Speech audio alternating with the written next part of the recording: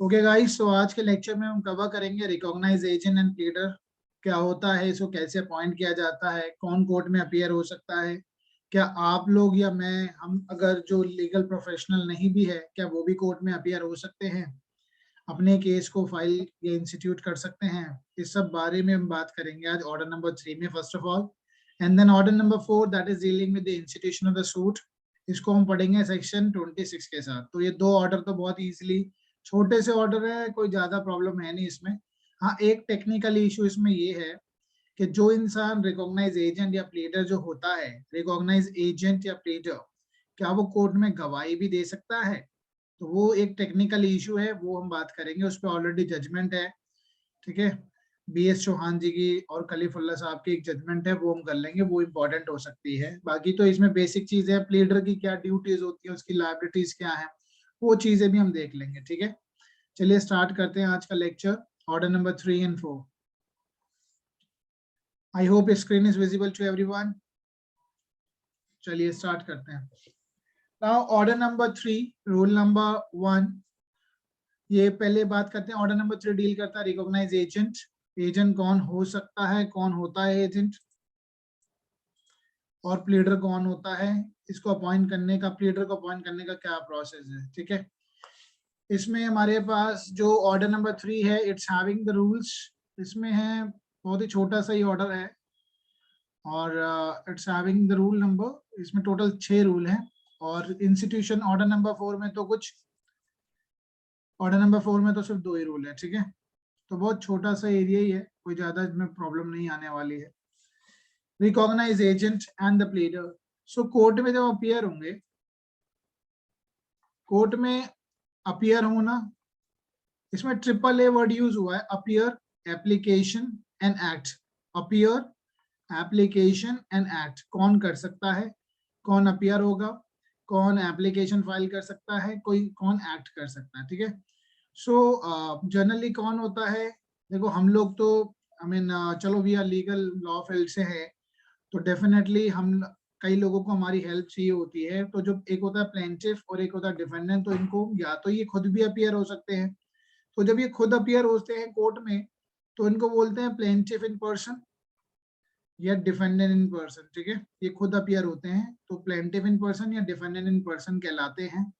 ऐसा हो सकता है क्या ये खुद ही प्लीड कर सकते हैं?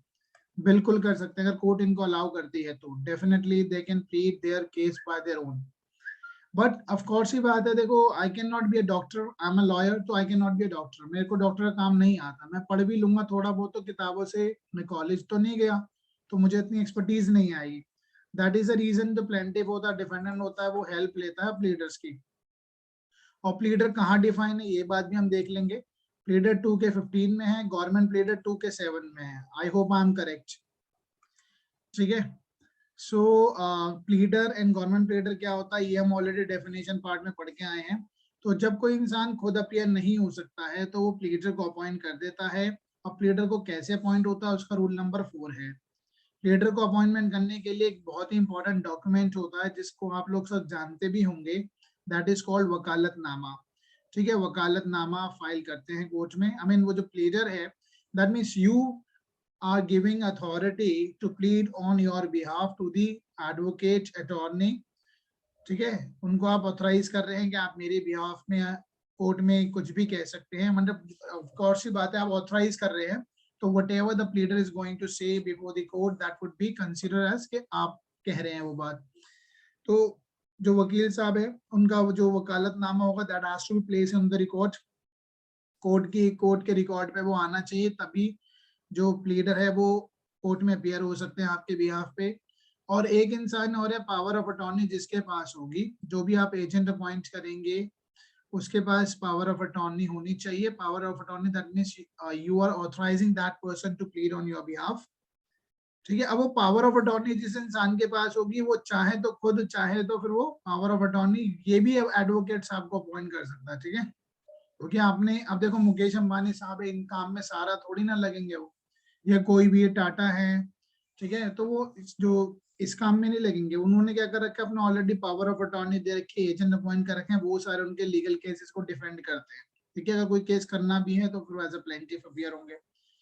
अब लेकिन क्वेश्चन ये भी अराइज होता है कि भाई जो एडवोकेट है क्या वो एज अ विटनेस के रूप में भी काम करेगा? बिल्कुल नहीं करेगा। ठीक है, जो प्लीडर अपीयर हो रहा है on behalf of the principal, so क्या वो अपनी गवाही भी दे सकते हैं? गवाही इन द सेंस, क्योंकि भाई जो बात प्रिंसिपल को कहनी है क्या वो उसका एजेंट कह सकता है कोर्ट में? देखो, एक चीज होती है पर्सनल नॉलेज की बात, जो अपनी आंखों से उसने देखी है, तो उसकी गवाही तो एजेंट नहीं दे सकता। ठीक है, अरे कोई सपोज करो एक्सीडेंट होते हुए देखा है, हम चलो सिविल की बात करते हैं, क्रिमिनल में नहीं जा रहे हैं। अगर कोई चीज जो पर्सनल नॉलेज में है प्रिंसिपल के लिए, तो उसमें तो कोर्ट प्रिंसिपल को ही बुलाएगी। ठीक है, उसमें तो फिर वो उसी को ही देनी पड़ेगी। जो प्रिंसिपल है उसका एजेंट कोर्ट में आके गवाही नहीं दे सकता। वकील साहब को तो हमने पूरा प्रोसीडिंग के लिए रखा है, गवाही देने के लिए नहीं रखा है। ठीक है, तो ये सारी बातें भी हम इसमें पढ़ेंगे, जजमेंट है वो भी हम पढ़ लेंगे, वन बाय वन स्टार्ट करेंगे। एंड और देख लेता हूँ क्या क्या चीजें बताई जा सकती है शुरू में। Section 85 is also very important just for this particular order only. Sections 85 में बात की गई है, कई बार जो रूलर्स हैं, फॉरेन रूलर, उनके लिए भी गवर्नमेंट जो है, केंद्र सरकार एक प्लीडर अपॉइंट कर सकती है, एजेंट अपॉइंट कर सकती है। एंड अपॉइंटमेंट ऑफ लीडर तो हम करेंगे इसको डिटेल में, सबसे इंपॉर्टेंट तो इसमें अपॉइंटमेंट ऑफ लीडर का ही है। और कई बार क्या होता है, देखो मेमो ऑफ अपीयरेंस आपने वर्ड सुना होगा, मेमोरेंडम ऑफ अपीयरेंस। ठीक है, मेमो ऑफ अपीयरेंस शॉर्ट में बोल देते हैं। तो जो गवर्नमेंट प्लीडर होता है, गवर्नमेंट प्लीडर को वकालतनामा फाइल करने की जरूरत नहीं होती है। ठीक है, उसका सिर्फ अपीयरेंस काफी होता है, मेमोरेंडम ऑफ अपीयरेंस वो फाइल करता है बस। ठीक है, कि मैं इनके बिहाफ पे, क्योंकि गवर्नमेंट प्लीडर का तो काम है ही कि भाई किसी भी मामले में, गवर्नमेंट के केसेस में आपको अपियर होना है, तो वकालतनामा नहीं फाइल करना, उसको सिर्फ मेमोरेंडम ऑफ अपीयरेंस कोर्ट में लगाना होगा। ठीक है, बस यही चीजें हैं इसमें। एंड चलो फिर वो तो हम ऑर्डर नंबर 4 हम बाद में ही करेंगे, पहले ही करते हैं, पढ़ना स्टार्ट करते हैं one by one rule number 1 को। अच्छा, इसमें एक लास्ट ईयर कहीं पे क्वेश्चन भी पूछा गया था कि ड्यूटीज ऑफ द प्लीडर्स। ठीक है, प्लीडर की वही ड्यूटी है जो आप एडवोकेट्स एक्ट में पढ़ते हैं। ठीक है, आप आई एम श्योर आपने तब अपने एलएलबी के टाइम में भी प्रोफेशनल एथिक का एक सब्जेक्ट पढ़ा होगा, उसमें एडवोकेट्स एक्ट भी है 1961। एक एडवोकेट की क्या ड्यूटीज होती है, advocate consider as officer of the court, क्या एडवोकेट को अधिकार है ब्रीफ ब्रीफ मतलब जो केस है उसको अपने पास एज अ लीन रखने का, अगर उसका क्लाइंट उसकी फीस नहीं दे रहा है, तो ये भी हम एक बात इसमें जरूर पढ़ लेंगे। ठीक है, और अगर इसमें एडवोकेट कितने तरीके के होते हैं, 2 तरीके के जनरली एडवोकेट्स की बात की गई है एडवोकेट्स एक्ट में। एक होता है सीनियर एडवोकेट, एक होता है एडवोकेट, जूनियर वर्ड नहीं है कुछ। ठीक है, एडवोकेट और सीनियर एडवोकेट और एडवोकेट। ठीक है, तो सीनियर एडवोकेट हाई कोर्ट और ये अपना सुप्रीम कोर्ट अपॉइंट करती है। इनका रिक्रूटमेंट किस तरीके से होता है, इंटरव्यू होता है इनका, जिनको 10 साल की प्रैक्टिस हो चुकी होती है मिनिमम, तो एज पर उसका फिर इंटरव्यू होने के बाद उनको सीनियर एडवोकेट की उपाधि दे दी जाती है। और जब सीनियर एडवोकेट होता है तो उन्हें वकालतनामा नहीं लगाना होता है। ठीक है, फिर वो वकालतनामा नहीं लगाता, सिर्फ वो प्लीड करता है कोर्ट में जाकर, मेमोरेंडम अपीयरेंस लगा देते हैं बस, वो हम किसके बिहाफ पे अपीयर हो रहे हैं। ओके गाइस, चलिए वन बाय वन स्टार्ट करते हैं। Now rule number 1 what it says, appearance is extra may be in the person, may be in the person, in person here means plaintiff या defendant खुद आ सकते हैं। Appearance extra में be in person, by recognise agent के द्वारा हो सकता है, और बाय प्लीडर। तो एनी अपीयरेंस एप्लीकेशन और एक्ट इन और टू एनी कोर्ट, कोर्ट के अंदर या टू एनी कोर्ट में, required or authorized by law to be made or done by the party in the court may, except where otherwise expressly provided by any law for the time being in force। कई बार ऐसा हो सकता है कोई कानून में लिखा हो कि भाई नहीं वही इंसान अपीयर होगा कोर्ट में। ठीक है, वो तो फिर वैसे ही चलेगा, या कोर्ट पर्टिकुलरली डायरेक्शन दे दे कि पर्सनल अपीयरेंस कंपलसरी है, कोई एजेंट वेजेंट नहीं चाहिए। ठीक है, ऐसा हो सकता है। बी मेड और done by the party in person, अब किसके द्वारा कोर्ट में, अपीयरेंस, एक्ट और एप्लीकेशन। ठीक है, ट्रिपल ए कौन करेगा, may be done by the party in person or by his recognise agent. Recognise agent कहाँ दे रखा, रूल नंबर 2 में पढ़ेंगे, और बाय प्लीडर। ठीक है, प्लीडर यानी रूल नंबर 4। दिखा देता हूँ मैं आपको। रिकॉग्नाइज एजेंट नंबर है rule number 2 and the pleader is rule number 4। Okay guys, ये सारी चीजें हम पढ़ रहे हैं। appear का होगा applying or acting as the case may be on his behalf provided that any such appearance shall if the court so direct be made by the party in person। Court ऐसा भी कह सकती है कि भाई देखो पार्टी इन पर्सन को ही आना पड़ेगा। कई बार होता है कि कोर्ट थोड़ा भी मीन केस को अच्छे से समझने के लिए चाहते हैं कि पार्टी इन पर्सन ही आके अपनी बात को रखे, चाहे वो अपीयर हो, एप्लीकेशन हो या एक्ट, कोर्ट कह सकती है। बट ऐसा बहुत रेयर केसेस में कोर्ट कहती है कि भाई वही आएगा, लेकिन कोर्ट के पास डिस्क्रिशनरी पावर है, कोर्ट आराम से कभी भी बुला सकती है पार्टी इन पर्सन को। तो this is the rule number 1। इसमें कीवर्ड्स पे फोकस करना, एप्लीकेशन, अपीयरेंस और एक्ट, 3A और 3 ही लोग, रिकॉग्नाइज एजेंट, प्लीडर और पार्टी इन पर्सन। और अगर कोई कानून है जिसमें कहा गया नहीं भाई वही इंसान आएगा, तो डेफिनेटली फिर वही, क्योंकि एक्सप्रेसली अगर मेंशन है किसी लॉ में तो फिर वैसे ही हमें चलना होगा। नाउ रिकॉग्नाइज एजेंट कौन होता है, इसमें ये दोनों पॉइंट इंपॉर्टेंट रहेंगे। रिकॉग्नाइज एजेंट है recognise agent of the party by whom such appearance, इसके द्वारा जो सच अपीयरेंस, एप्लीकेशन और एक्ट में बी मेड। रिकॉग्नाइज एजेंट कौन होगा, जो पार्टी है जिसने अपॉइंट किया रिकॉग्नाइज एजेंट को for the purpose of appearance, application और द एक्ट। ठीक है, कैसे होगा, रिकॉग्नाइज एजेंट के लिए क्या होना चाहिए। अब ऐसा तो है नहीं कि वर्बल चीजें चलेगी, कोर्ट में वर्बल ही नहीं चलती कि हाँ मैं आ गया हूँ मैं रिकॉग्नाइज एजेंट हूँ, ऐसा नहीं होगा। उसके पास क्या होना चाहिए, पावर ऑफ अटॉर्नी होनी चाहिए। He must be having the possession of the power of attorney, person holding power of attorney, authorizing them to make or do such appearance। यानी पावर ऑफ अटॉर्नी में ये भी लिखा होना चाहिए कि आप क्या क्या कर सकते हैं, अपीयर हो सकते हैं, एप्लीकेशन फाइल कर सकते हैं, एक्ट कर सकते हैं। तो अगर ये सपोज कोर्ट में आके जो भी बात कहेगा और इसके पास पावर ऑफ अटॉर्नी है, तो वो जो चीज माना जाएगा वो प्रिंसिपल कह रहा है। ठीक है, एप्लीकेशन और the act on his behalf. ठीक है, तो यानी प्रिंसिपल, यानी जो मास्टर या प्रिंसिपल जो भी होगा, वो मास्टर तो नहीं बोलेंगे, प्रिंसिपल ही बोलेंगे। तो ये अपने एजेंट को क्या देगा, power of attorney. Power of attorney आपने देखा भी होगा। आपको ये पता है कि मैक्सिमम जितनी प्रॉपर्टी होती है, मैक्सिमम जितनी प्रॉपर्टी होती है वो जनरली पावर ऑफ अटॉर्नी में बिकती है। कभी देखा पावर ऑफ अटॉर्नी, वो क्या होता है। सर आपने बताया था, सेल लेकिन डीड ये जो होती है ना, लूप होल है। बहुत बड़ा, इसको रिकॉग्नाइज नहीं किया गया कानून में, ये बकवास चीज है ये। इसके चलते लोग अपनी प्रॉपर्टीज बेच देते हैं पावर ऑफ अटॉर्नी। अरे जैसे जो सेल डीड जिसके नाम पर है वो तो ऑनर हो गया, ऑनर ने ये पावर ऑफ अटॉर्नी दे दी इसको कि भाई ठीक है तुम मेरी प्रॉपर्टी के साथ कुछ भी करो, तो उसके चलते वो बेच भी देते हैं power of attorney. Power of attorney में ना वो जाती है, क्या नाम है, स्टैम्प ड्यूटी जाती है। हाँ, एक बीच में एक जनरल एक इररेवोकेबल पावर ऑफ अटॉर्नी स्टार्ट हुई थी, इररेवोकेबल पावर ऑफ अटॉर्नी, इसको रजिस्टर कराया जाता था, तो उससे कोर्ट में स्टैम्प ड्यूटी लगती थी, लेकिन उसकी कोर्ट में कोई वैल्यू नहीं है, उससे प्रॉपर्टी नहीं बिकती है पावर ऑफ अटॉर्नी। लेकिन एक प्रोसीडिंग, एक तोड़ निकाल लेते हैं ना, वो ऐसे तोड़ निकाल रखा था लोगों ने, क्योंकि स्टैम्प ड्यूटी बचती थी, कहाँ सेल डेट, कहाँ पावर ऑफ अटॉर्नी। तो सर अगर ऐसे में प्रॉपर्टी सेल कर देंगे तो इंटरेस्ट कैसे ट्रांसफर होगा प्रॉपर्टी में? अब वो ये ना प्रैक्टिस में आ गई है, इंटरेस्ट इंटरेस्ट कोई ट्रांसफर नहीं होता है। अब अगर ये जो ऑनर आ जाए ना, जब मर्जी खत्म कर दे इस पावर ऑफ अटॉर्नी को। ओके, तो सर इसका अगर इसलिए बायर कोर्ट ने कहा, इग्नोरेंट है, अगर उसे नहीं पता है कि ऐसे ऐसे सेल नहीं हो रही है, उसके पास इंटरेस्ट नहीं जा रहा है, तो ये डिसएडवांटेजेस होगा बायर को। बायर को लॉस है पूरा। ये तो पता है, हम लोगों को भी तो नहीं पता ना, सेलर को भी नहीं पता होता कई बार कि भैया मेरे पे इतना बड़ा अधिकार है, मैं पावर ऑफ अटॉर्नी को जब मर्जी कैंसिल कर सकता हूँ। तो इसलिए एक वर्ड और आगे लगा दिया।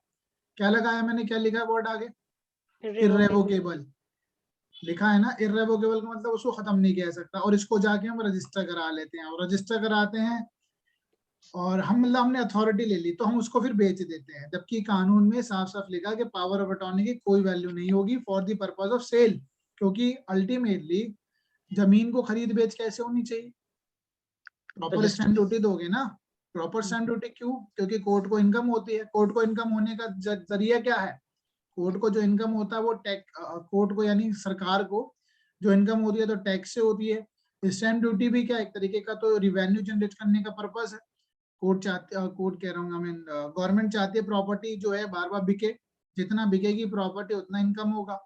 आपने एक तोड़ ढूंढ लिया कि गवर्नमेंट को पैसा ना हो पावर ऑफ अटॉर्नी से, तो ये अलाउड नहीं है। हमारे ये दिल्ली में तो बहुत ऐसी जगह है, देखो आपके यूपी में प्रॉपरली रजिस्ट्रेशन होता है, कंपलसरी रजिस्ट्रेशन है, सेल डीड होगी, ठीक है। आपका ये हरियाणा में भी है, लेकिन हरियाणा में भी कई जगह पावर ऑफ अटॉर्नी चला रखी है। दिल्ली में तो maximum property power of attorney पे ही है, जो कि ठीक नहीं है। सर रिकॉग्नाइज वैसे तो एजेंट, और जैसे टीपीए क्योंकि ऑल ओवर इंडिया एप्लीकेबल है, तो all over India through registration और स्टैम्प ड्यूटी ही सेल एंड परचेज होनी चाहिए ना, कि जो पावर ऑफ अटॉर्नी चाहे किसी भी स्टेट में कर रहे हैं ये गलत है। हाँ वो तो गलत तो है ही, तो उस पर तो आप चैलेंज भी नहीं कर सकते ना, कोर्ट ने बोल रखा है साफ साफ। अगर आप देखोगे ना रीसेंट जजमेंट्स देखना, रीसेंट क्या पुराने जजमेंट में भी ये साफ बोल रखा है, इसकी कोई वैल्यू नहीं है। आप इसके चलते पावर ऑफ अटॉर्नी के चलते प्रॉपर्टी का लेन देन कर रहे हो। आप एक बार तो अल्टीमेटली धोखा किसको दे रहे हो, सरकार को ही तो दे रहे हो। अपना रेवेन्यू कम पे कर रहे हो आप, जो दे पे करना चाहिए आपको ज्यादा स्टैम्प ड्यूटी। तो सर परचेजर को क्या फायदा हो रहा है, वो क्यों ऐसी प्रॉपर्टी ले रहा है अब विदाउट चुप बैठे हुए रजिस्ट्रेशन? ना। अरे आप भी लोगे जब आपको 1 ओके, करोड़ के प्रॉपर्टी में आपको 5, आप अगर वुमेन है तो परचेजर को ही तो 4 बेनिफिट हो लाख रहा है। रुपए का, ड्यूटी बच गई। 4 लाख रुपए की ड्यूटी देनी पड़ रही है, स्टैम्प ड्यूटी। तो 4 लाख ना देके 10,000 में काम हो रहा है, ठीक है। तो ठीक। सब चीज चल जाती है, लेकिन है नहीं, अलाउड नहीं है, चलती तो बहुत कुछ है। Now person carrying on a business, अब इसमें देखो एक तो रिकॉग्नाइज एजेंट कौन हो गया, रिकॉग्नाइज एजेंट वो हो गया जिसको अपने पावर ऑफ अटॉर्नी दे रखी है। लेकिन हम ये वाली पावर ऑफ अटॉर्नी की बात नहीं कर रहे, वो तो मैंने एग्जांपल दिया सेल डीड वगैरह। ये पावर ऑफ अटॉर्नी बात कर रहे हैं हम, कोर्ट में अपीयर होने की पावर ऑफ अटॉर्नी दी है हमने उसको, कि भाई हाँ तुम मेरे बिहाफ में कोर्ट में अपीयर हो सकते हो, whatever the agent is going to state before the court. तो वो कहीं ना कहीं एक तरीके का एडमिजिबल भी हो जाएगा। एडमिशन भी तो कर सकता है, नहीं हाँ जनाब हमें देना है, पैसा देना है, तो जो कोर्ट सिविल कोर्ट में कहेगा तो वो कहीं ना कहीं एडमिजिबल भी होगा। Now person carrying on a trade, अब ऐसा भी हो सकता है जैसे एक इंसान दिल्ली में बैठा है, ये दिल्ली में है, ये प्रिंसिपल है, इसका जो एजेंट है वो मुंबई में है। तो मुंबई में ये एजेंट जो है, अगर ट्रेडिंग हो रही है तो यहाँ पर कोई केस फाइल हुआ है इसके खिलाफ मुंबई में, मुंबई में ही किसी ने केस फाइल कर दिया ए के खिलाफ, तो इसका एजेंट भी तो अपीयर हो सकता है यहाँ पर कोर्ट में मुंबई में, तो बिल्कुल अपीयर हो सकता है, प्रोवाइडेड के जो दिल्ली में जो बिजनेस हो रहा है, यहाँ पे कपड़े का बिजनेस हो रहा है, मुंबई में भी कपड़े का बिजनेस हो रहा है, उसके बिजनेस के लिए पी ने एजेंट रखा हुआ मुंबई में, कपड़ों का बिजनेस का एजेंट रखा हुआ है, ठीक है। तो एजेंट अपीयर हो सकता है कोर्ट में ऑन बिहाफ ऑफ पी, ठीक है। अब लेकिन अगर ये पी के एक और काम है, पी का कार का भी काम है, कार का सेल परचेज का, तो क्या कार का सेल परचेज वाला एजेंट अपीयर हो सकता है कोर्ट में मुंबई में अगर केस फाइल होगा? हाँ जी, नो सर। नहीं होगा। हाँ सर जल्दी उसे तो बताइए। अथॉरिटी सेल परचेज रिगार्डिंग है ना, हाँ उसे जी, इन सूट्स में अपीयर होने की on behalf of his owner नहीं है ठीक है, अथॉरिटी। वर्ड देख लेना यहाँ क्या लिखा, ओनली लिखा है, ठीक है। हर चीज को बहुत बारीकियों से पढ़ना होता है। तो person carrying on a trade or business for and in the name of the parties not resident within the local limit of the jurisdiction of the court, court के जुरिडिक्शन में नहीं आता है वो यहाँ पे, क्योंकि जो केस फाइल हुआ है मुंबई में हुआ है ना, प्रिंसिपल कहाँ बैठा है, प्रिंसिपल तो दिल्ली में बैठा है, तो that is not under the jurisdiction of the court, court के जुरिडिक्शन में तो नहीं आ रहा है वो, कोर्ट के जुरिडिक्शन में तो मुंबई है, मुंबई में एक सूट फाइल हुआ है, ठीक है। और ये इसका जो मेन दिल्ली से बिजनेस हो रहा है इसका, लेकिन मुंबई की कोर्ट में इसका एजेंट तो है जो काम कर रहा है, जो पी है इसका एजेंट यहाँ पे काम करता है, बिजनेस कर रहा है, तो एजेंट यहाँ अपीयर हो सकता है कोर्ट में। The person carrying on a trade or business for and in the name of the parties not resident within the local limit of the jurisdiction of the court, court के jurisdiction में नहीं आता है, within which the limits appearance application और act is made or done, जहाँ पे appearance की बात आई, application या act किया गया है in the matter connected with the such trade or business only, ठीक है। तो ये जो होगा एजेंट वो तभी अपीयर हो पाएगा यहाँ पे मुंबई में जब वो सेम टाइम का बिजनेस यहाँ पर भी हो रहा हो, ठीक है। where no other agent is expressly authorized to make or do such appearance application and act, जहां पर उस एजेंट को एक्सप्रेसली ऑथराइज ना किया होगा। देखो अगर यहाँ पर हाँ पी चाहे तो एक अपना एजेंट यहाँ पे ऑथराइज करके पावर ऑफ अटॉर्नी देके तो भेज सकता है, वो तो बिल्कुल, फिर तो पावर ऑफ अटॉर्नी आ गई उस एजेंट के पास। लेकिन अगर वो बिजनेस ही नहीं कर रहा था वो एजेंट, वो तो यहाँ पे भी क्लॉथ का बिजनेस है, यहाँ पे भी क्लॉथ का बिजनेस है, तो ये एजेंट अपीयर हो सकता है यहाँ पे मुंबई में without any power of attorney. However in the case of यहाँ पे अगर जो एजेंट जो है वो अगर पी का कोई और एक एजेंट है उसको अपीयरेंस कराना चाहता तो उसको पावर ऑफ अटॉर्नी देनी होगी, then only he can appear. ठीक है, सिंपल सी बात है, समझ में आ गया? हाँ जी, यस और नो? Yes sir. अब आता है कि एक तो ये हमने पढ़ लिया, एक तो एक इंसान वो जिसके पावर ऑफ अटॉर्नी है वो अपीयर होगा एज अ रिकॉग्नाइज एजेंट, कौन कहलाएगा? एक हो गया जो ऑलरेडी एजेंट है, एजेंट के रूप में काम कर रहा है बिजनेस के फॉर्म में। एक होता है सेक्शन 85 में भी क्या हो सकते है, केंद्र सरकार क्या अपॉइंट करेगी, एजेंट अपॉइंट करेगी for the purpose of appearance of a foreign ruler. ठीक है, फॉरेन रूलर। अब ये पूरा इतना बड़ा सेक्शन है लेकिन एक लाइन में समझ में आ गया होगा, अब इसको पढ़ लेते हैं। The person specially appointed by the government to prosecute और defend on behalf of the foreign ruler. The central government may, at the request of the foreign ruler, may at the request of the ruler of the foreign state, or at the request of any person competent in the opinion of the central government to act on behalf of the such ruler, by order appoint any person to prosecute or defend. To prosecute or defend यानी मुकदमा कर भी सकता है और defend भी कर सकता है of any suit on behalf of such ruler, and any person so appointed shall be deemed to be recognized agent. जिसको अपॉइंट किया गया होगा वो recognized agent कहलाएगा। by whom the appearance application तीनों A under this code may be made or done on behalf of the such ruler। वैसे तो पूरा पढ़ने की जरूरत नहीं होती है, फिर भी मैं आपको पढ़ा रहा हूँ। An application under this section may be made for the purpose of specified suit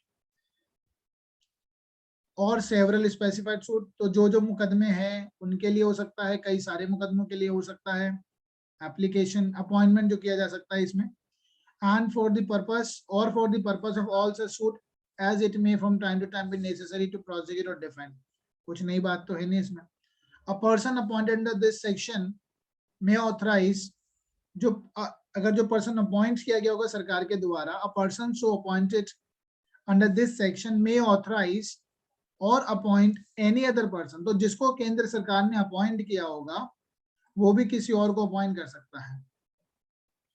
ठीक है, any other person to make appearance application and do any act in such suit or as if were himself a party there. ठीक है, मानो कि वो खुद के ऊपर केस हुआ हो। 85 माइंड में रखना कि हाँ ऐसे भी कोई रिकॉग्नाइज एजेंट अपॉइंट हो सकता है, केंद्र सरकार यानी फॉरेन रूलर के कहने पे अपॉइंट कर सकती है। Now let's talk about the rule number 3। अभी हम होल्ड पे डाल रहे हैं, डायरेक्टली आते हैं क्योंकि अपॉइंटमेंट्स की बात चल रही है। कौन अपीयर हो सकता है कोर्ट में? Party in person, recognise agent and pleader. तो हमने ये तो देखो पार्टी इन पर्सन में कौन है, प्लेंटिफ खुद या डिफेंडेंट खुद। रिकॉग्नाइज एजेंट हमने पढ़ लिया रूल नंबर 2 में। एंड हम बात करेंगे रिकॉग्नाइज एजेंट को अपॉइंट करने का तरीका क्या है, क्या नाम है इसका, पावर ऑफ अटॉर्नी। ठीक है, या वो ऑलरेडी एजेंट है जहां पे वो ट्रेड हो रहा है वो अपीयर हो सकता है। अब प्लीडर के लिए हम पढ़ लेते हैं रूल नंबर 4। प्लीडर कौन होता है, इसकी डेफिनेशन हमने ऑलरेडी करी थी 215 में। गवर्नमेंट प्लीडर की डेफिनेशन कहाँ है? हाँ जी, गवर्नमेंट प्लीडर बताइए जल्दी से। 27 है ना, 7 7 14, उसमें एक और जोड़ना था। देख लो डायरेक्ट आप लोगों के पास होगा, डाउट नहीं रहना चाहिए ना, कल को ये एक नंबर खराब हो जाएगा। 27 ही होना चाहिए वैसे तो। देखो 25 फॉरेन कोर्ट, फॉरेन जजमेंट, उसके बाद होगा 27। Yes sir. 100% होगा। ये 20 तो याद हो जानी चाहिए अब तक, मुझे लगता है इसमें तो प्रॉब्लम आनी नहीं चाहिए। ये जो शुरू के डेफिनेशन है याद कर लो यार, इन लोगों को छोड़ना नहीं है, इसको बचा ही क्या। वैसे तो मैंने आपको बहुत सिलेक्टिव भी बताया है इसको। Now pleader means any person entitled to appear। Pleader का मतलब क्या होगा, any person entitled to appear and plead for another in the court. Include इसमें कौन कौन होगा, एडवोकेट होगा, वकील होगा and attorney of high court, attorney of high court, ठीक है। अपॉइंटमेंट ऑफ प्लीडर हमें पता ही है, वैसे एक वकालतनामा होता है, वकालतनामा, ठीक है। वकालतनामा होता है जिसमें आप अपना नाम लिखते हैं, कौन आप क्लाइंट है तो अपना नाम लिखेंगे, फिर वकील साहब अपना नाम लिखते हैं, उसमें अपनी स्टैंप भी लगा देते हैं, नीचे साइन करते हैं और आप भी साइन करते हैं। 1 रुपए का फॉर्म सा आता है, वो येलो साल का सा पतला, चाहे येलो व्हाइट उससे कोई फर्क नहीं पड़ता है, लेकिन उसका कलर मैक्सिमम येलो रखते हैं, लास्ट में लगता है वो, ठीक है। जब भी आप प्लेन फाइल करेंगे या WS फाइल करते हैं तो लास्ट में लगता है, and it has to be bring before the court record, court के रिकॉर्ड पे आना चाहिए, तभी आप कोर्ट में अपीयर हो सकते हैं एज एन एडवोकेट, वकील और अटॉर्नी, क्योंकि कल को जो भी आप बात कहेंगे तो वो रिकॉर्ड पे आ जाएगी। तो दैट इज द रीजन कि वकालतनामा होना चाहिए, और कहीं ना कहीं आप जो बात कह रहे हैं आपके क्लाइंट, वो माना जा रहा है कि क्लाइंट कह रहा है वो, ठीक है। Now appointment of the pleader, no pleader shall act for any person in any court, कोई भी प्लीडर ऐसे एक्ट नहीं कर सकता for any person in a court unless, जब तक he has been appointed for the purpose by such person by a document in writing, writing में होना चाहिए document, by such person or by his recognised agent or by some other person duly authorised by or under a power of attorney. देखो कौन कौन appoint कर सकता है, यानी प्लीडर को अपॉइंट कौन कौन कर सकता है। सबसे पहले bye such person or by his recognised agent, यानी प्लेंटिफ इन पर्सन कर सकता है या डिफेंडेंट इन पर्सन कर सकता है, ठीक है। और by his recognised agent, recognised agent है अब वो भी अपॉइंट कर सकता है, और by some other person duly authorise. Duly authorise का मतलब क्या होगा कि उसके पास क्या होने चाहिए, duly authorise power of attorney होनी चाहिए उसके पास, और under a power of attorney, ठीक है, पावर ऑफ अटॉर्नी। तो कम से कम ये 3 लोग तो हो सकते हैं। और रिकॉग्नाइज एजेंट, अगर वो वही वाला आ गया ना जो वहां पे वो काम नहीं कर रहा है एजेंट, कोई और एजेंट अपॉइंट किया है, तो वो ड्यूली ऑथराइज होना चाहिए वो एजेंट। ड्यूली ऑथराइज कैसे होगा, उसको पावर ऑफ अटॉर्नी दी जाएगी, ओके। तो ये 3 लोग अपॉइंट कर सकते हैं, बट वो जो डॉक्यूमेंट जो भी होगा वो कोर्ट के रिकॉर्ड में आना चाहिए। उसको देखो यहाँ लिखा नहीं है वकालतनामा, लेकिन यही वकालतनामा होता है। पूछा जा सकता है वकालतनामा कहाँ दे रखा है, रूल नंबर 4 के 1 में बात की गई है। Every such appointment shall B file in the court, जो भी अपॉइंटमेंट हुआ है, अपॉइंटमेंट कैसे वर्बली थोड़ी ना हो रहा है, राइटिंग में हो रहा है, तो वो डॉक्यूमेंट कोर्ट में लगेगा। Shall be file in the court and shall for the purpose of सब रूल 1। मैं अपना एक इंसिडेंट बताता हूँ। एक दिन हुआ कि एक बच्चे की कस्टडी पे आर्गुमेंट होने थे, शायद मैंने आपसे डिस्कस भी किया था ये बात। तो मेरे सीनियर एडवोकेट ने कहा था एक काम करो तुम चले जाओ, एप्लीकेशन ऑलरेडी लगाई हुई है। और बच्चे की कस्टडी की बात थी कि बच्चे की एक हस्बैंड और एक वाइफ थे, दोनों में डाइवोर्स की मैटर पेंडिंग था। उनकी एक बेटी थी, बेटी की एज होगी लगभग 9-10 साल थी, और उसके जो हस्बैंड है, इस बच्चे की जो कस्टडी थी मदर के पास थी। इस वकालतनामे का मैं रूल बता रहा हूँ यहाँ पे। जहां तक मुझे याद है एक बहुत ही रिनाउंड जज साहब हैं, शायद ईना मल्होत्रा में, पता नहीं कौन सी, मैं I am just forgetting the name of the जज। तो वहां पर ये जो हाँ बच्चे की कस्टडी जो थी ना, 9 साल की बेटी की कस्टडी माँ के पास थी और डाइवोर्स मैटर पेंडिंग चल रहा था। तो इस हस्बैंड के, यानी ये तो इसका फादर ही हो गया ना, इस फादर के ब्रदर की शादी थी, ठीक है, यानी उसके ब्रदर की शादी थी। तो ब्रदर की शादी के लिए हस्बैंड चाहता है कि उसकी बेटी उसके साथ 3 दिन साथ रहे, ठीक है। तो इतनी सी बात के लिए आर्गुमेंट होने थे। तो मैं कोर्ट में गया तो कोर्ट ने मुझसे पूछा कि वकील साहब आपका वकालतनामा लगा है। यू वॉन्ट बिलीव इट, एक एप्लीकेशन पे ऑलरेडी मैटर, उसमें हमारा तो मैटर पेंडिंग था, लेकिन तो जब उन्होंने वकालतनामा देखा तो मेरे उस पर ना साइन थे ना मैं उस पर, क्योंकि मेरे को तो सीनियर एडवोकेट ने कहा भाई आप जाके आर्गुमेंट कर देना। सीनियर एडवोकेट ने मुझे भेज दिया, उन्हें ये भी नहीं पता था, थोड़ा आइडिया वो शायद माइंड से निकल गया होगा, लेकिन बहुत अच्छी प्रैक्टिस थी उनकी कि वकालतनामा तो है नहीं। तो जब मैं वहां पे पहुंचा तो मैंने उसी वक्त क्लाइंट से अपना साइन करवाया वकालतनामा, मैंने कहा इस पे साइन करो, ठीक है। तो उन्होंने साइन करा उसी वक्त, तो I was able to argue in the court, ठीक है। तो कस्टडी मिल गई थी, लेकिन अब कोर्ट के ऑर्डर भी बड़े, देखो इतनी आसानी से कस्टडी मिलती नहीं है, लेकिन एक पर्पस था, यहाँ पे ब्रदर की शादी है तो बेटी साथ भी होनी चाहिए। तो 3 दिन की कस्टडी मांगी थी कोर्ट ने, एक ऐसा ऑर्डर पास करा जो लगता है कि वो एनफोर्स भी नहीं हो पाया। कोर्ट ने कहा एक काम करेंगे, आप सुबह बेटी को लेके जाएंगे, 10 बजे या 9 बजे का टाइम था, मुझे याद नहीं, बहुत पुराना केस है, और रात को 12 बजे से पहले घर पे छोड़ेंगे। तो ऐसे करके 3 दिन आप करेंगे। ठीक है, तो इस तरीके का ऑर्डर पास किया था कोर्ट ने। तो वकालतनामा का रोल बहुत इंपॉर्टेंट है। वकालतनामा नहीं होगा तो आप कोर्ट में आर्ग्यू भी नहीं कर सकते, अपीयर ही नहीं हो पाएंगे। Now there was another rule number 2 जिसकी हम बात कर रहे हैं। तो every such appointment shall be filed in the court and shall for the purpose of sub rule 1 be deemed to be in the force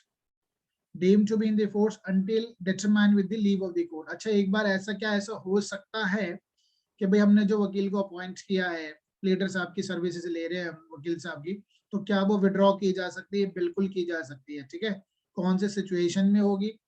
it can be with the leave of the court होगी, determine with the leave of the court by writing sign by the client. भाई client चाहता है कि मेरे को अब service नहीं चाहिए, या प्लेडर कहते हैं मैं इसका केस नहीं लड़ूंगा, तो डेफिनेटली दे कैन विड्रॉ, अपना वकालतनामा विड्रॉ कर सकते हैं, but has to be with the leave of the court. देखो वर्ड कहीं लिखा नहीं है विड्रॉ, लेकिन विड्रॉ ही यूज होता है। ठीक है, withdrawal of the vakalatnama that can be with the leave of the court. उस केस को छोड़ सकते हैं, क्लाइंट अपने एडवोकेट को छोड़ सकता है, as the case may be, and the file in the court and until the client or the pleader dies। अगर दोनों में से कोई भी पार्टी मर जाती है, उनकी डेथ हो जाती है, तो in that case also it would be a determination of the services। अच्छा, क्या एडवोकेट की जो सर्विसेज देते हैं क्या सर्विस टैक्स लगता है? हाँ जी, क्या सर्विस टैक्स लगता है? Are you guys there? Yes sir. Service tax लगता है? सर सर, लगना गुड्स एंड तो चाहिए। सर्विसेज में तो लगना ही चाहिए, लेकिन एक्सेप्शन है क्या ये? हाँ जी, कोई सर्विस टैक्स नहीं लगता। वकालत एक ऐसा प्रोफेशन है इसमें कोई सर्विस टैक्स नहीं लगता। अब आप चाहे चेक कर लेना, इसमें बहुत बड़ा कंट्रोवर्सी चला था लेकिन लगा नहीं। चेक इट, ठीक है, आज चेक कर लेना। जी सर। ठीक है। अच्छा, जीएसटी काउंसिल कहाँ पर है? कोई है प्रोविजन? Yes sir, 279A। हाँ जी, बहुत बढ़िया। अच्छा, एक बार बताइए कितने मेंबर होते हैं उसमें जीएसटी काउंसिल में? 3 या 33। अरे 3 नहीं है, 33। 28 तो राज्य हैं, ओके उनका भी ओके, तो यस होगा सर। जीएसटी काउंसिल का। 28 + 1 + 1, ठीक है। और यूनियन टेरिटरी के 3, ये हो गए निर्मला सीतारमन जी, ये हो गए वो अनुराग ठाकुर जी शायद। ठीक है, स्टेट्स वाले हो गए, और ये 28 राज्यों से होंगे, और 3 जो होंगे यूनियन टेरिटरी से होंगे, तो 33 लोग हो गए। अब तो नहीं बोलोगे? No sir. डेट बताना जरा जीएसटी की, बीच में कुछ भी पूछ सकता हूँ ना मैं। 31 जुलाई 2000। 31 जुलाई, 1 जुलाई 1 जुलाई 2017। ठीक है, चलो ठीक है। Okay, until the client or the pleader dies, until the client or the pleader dies, या तो दोनों में से किसी की डेथ हो जाए तो ऑटोमेटिकली डिटर्मिनेशन हो जाएगा। डिटर्मिनेशन है मीन टर्मिनेशन, सर्विस टर्मिनेट हो जाएगी। और until all the proceeding the suit are ended so far as regard the client। तो वकील साहब ने जिस केस के लिए उनकी सर्विसेज ली थी वो पूरी कर दी। ठीक है, केस पूरा एडजुडिकेट हो गया, डिसीजन आ गया, खत्म।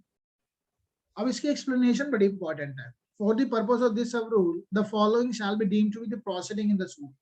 भाई हमने एक दावे के लिए वकील साहब की सर्विस हायर करी है ना, उस दावे से संबंधित ये जो भी चीजें होंगी, तो क्या वकालतनामा या फिर दोबारा से सर्विस लेनी होगी? Answer is no.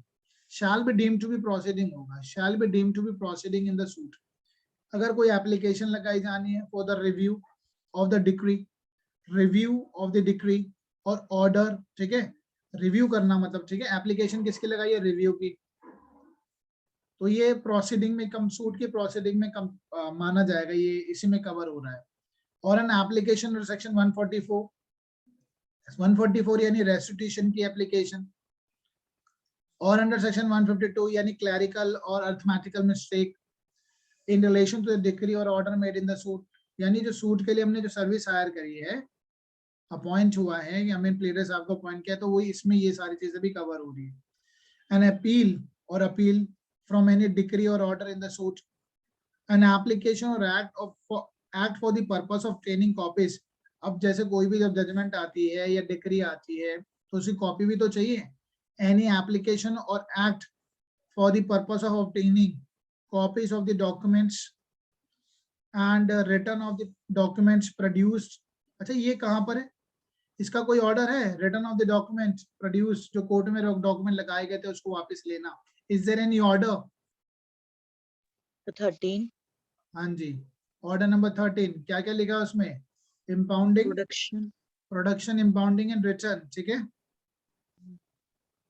और फाइल. अच्छा, इंस्पेक्शन वर्ड किस ऑर्डर में लिखा है? Discovery and 14 11 discovery and inspection. ये ऑर्डर याद कर लो भाई. ठीक है, अगली क्लास में मैं कुछ भी रैंडमली पूछूंगा, बीच में मैं कुछ भी पूछ सकता हूँ. सीपीसी का एक क्वेश्चन गलत नहीं होगा आपका. ठीक है, क्योंकि एमसीक्यू में से कई बार छोटे मोटे क्वेश्चन पूछ जाते हैं. वो तो आपको जब हम पूरा डिटेल में पढ़ ही लेंगे तो सब तो याद हो ही जाएगा, लेकिन पहले माइंड में रखो कि ऑर्डर नंबर 11 क्या है, 12, 13, 14 ये सारे छोटे छोटे से हैं, ये बहुत भारी ऑर्डर नहीं है, इसलिए हमारे को याद नहीं होते हैं, लेकिन आपको थोड़ा सा एम्फसाइज करके याद कर लेनी चाहिए. ठीक है, तो हम बात करें एक्सप्लेनेशन की. एनी एप्लीकेशन हमने जो लगाई है और कोई act for the purpose of obtaining copies of the documents और रिटर्न ऑफ द डॉक्यूमेंट्स. अब कुछ ऐसे डॉक्यूमेंट है जो कोर्ट रिटर्न कर देगी, जिनकी अब जरूरत नहीं है, कोर्ट ने इम्पाउंड करे थे, अब जरूरत नहीं है. कोर्ट किन डॉक्यूमेंट को इम्पाउंड करती है? कोर्ट उन डॉक्यूमेंट को जनरली इम्पाउंड कर लेती है जो नुकसान पहुंचा सकते हैं सामने वाली पार्टी को. ठीक है, क्या पता जैसे भी सेल की बात चल रही है, पता चला वो सेल डीड जो है वो ही फोर्स है, पता चला उसको डॉक्यूमेंट दे देंगे तो वो जाके किसी और को बेच देगा प्रॉपर्टी, दिखाएगा मैं मालिक हूँ. ठीक है, तो वो इम्पाउंड करवा लेती है कोर्ट, जिससे किसी और को हार्म पहुंचाया जा सकता है. और फाइल्ड इन द सूट, तो एप्लीकेशन इसमें और क्या क्या जिस कवर हो रही है. और act file in the suit or for of obtaining refund of the money paid in the court in connection with the suit, or filed in the suit or obtaining refund of the money paid into the court. Court में अगर payment कर दी गई है उसको वापस लेना, refund करवा लेना. कई बार क्या होता है, जैसे हमने कोर्ट फीस लगाई है, कोर्ट फीस रिफंड भी होती है.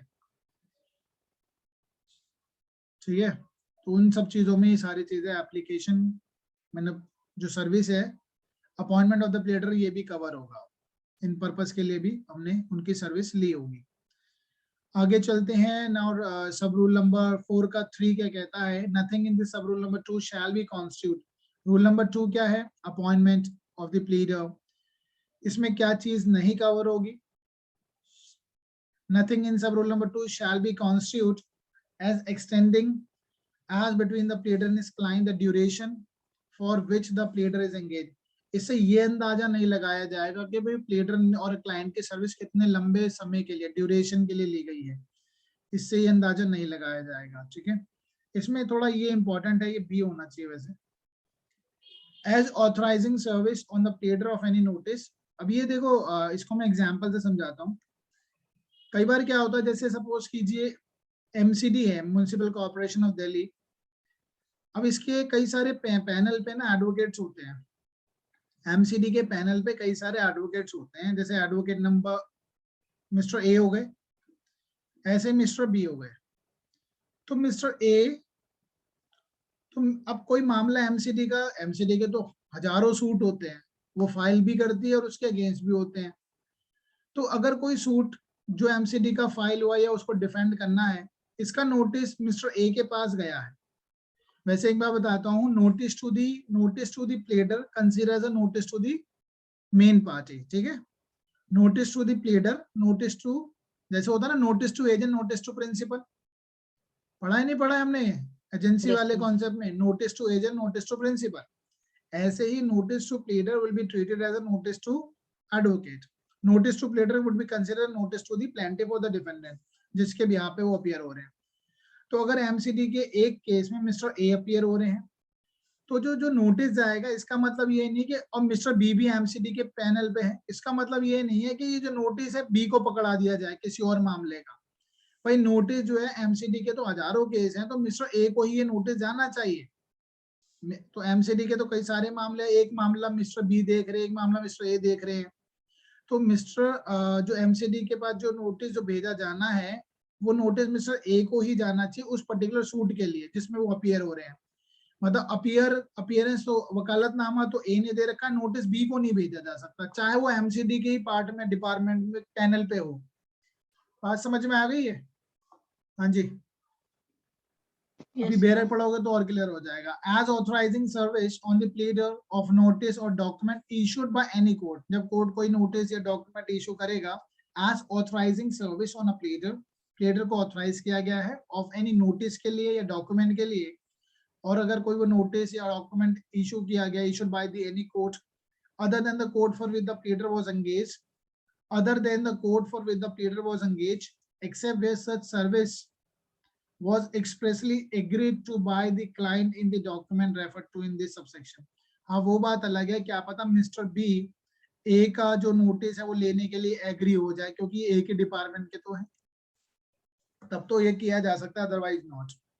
ठीक है, तो ये नोटिस, क्यों इसको हम इसके साथ पढ़ लेंगे, अभी आगे हम पढ़ेंगे नोटिस टू। अगर हम ये देखते हैं, एक सेकंड में आपको रूल बताता हूँ,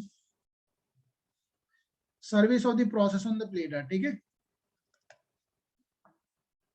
तो हम क्या कर सकते हैं इसमें, तो एमसीडी को अगर नोटिस भेजा जाना है तो नोटिस उस मामले में उसी एडवोकेट को भेजा जाना चाहिए जो एडवोकेट उस पर्टिकुलर केस में अपीयर होता है, जिसका वैसे तो यहाँ वकालतनामे की जरूरत नहीं है, मेमो ऑफ अपीयरेंस काफी होगा, बट बी को नहीं भेजा सकता। लेकिन हाँ, अगर बी एग्रीड है then it can be send to the B. Rule number 4 क्या कहता है, सब रूल नंबर 4 का 4, the high court may bye general order direct that where the person by whom a pleader is appointed is unable to write his name, where the person by whom, जिसके द्वारा pleader appoint किया जा रहा है, is unable to write his name, कई बार होते हैं लोग जो illiterate हैं, they not able to write their name, his name, his mark upon the document appointing the pleader shall be attested। तो फिर यहाँ पे अटेस्टेशन की जरूरत होगी। अटेस्टेशन क्या होता है, attested by such person and in such manner as may specified by the order। तो जो इंसान अपना क्या नाम है, ये साइन नहीं कर पा रहा है, तो वो क्या करेगा, वो अंगूठा लगाएगा। ठीक है, अंगूठा लगा देगा, लेकिन उसमें फिर अटेस्टेशन भी चाहिए होगा। His mark upon the document appointing the pleader shall be attested। सिर्फ मार्क से काम नहीं चलेगा, it has to be attested by such person and in such manner। Attestation क्या होता है, what is attestation, कहाँ पढ़ा आपने अटेस्टेशन? हाँ जी, टीपी में पढ़ा था, नहीं पढ़ा था attestation? Sir actionable claim. Sorry sir definition clause में। डेफिनेशन ठीक है, लेकिन हमने पढ़ा था ना अटेस्टेशन क्या होता है।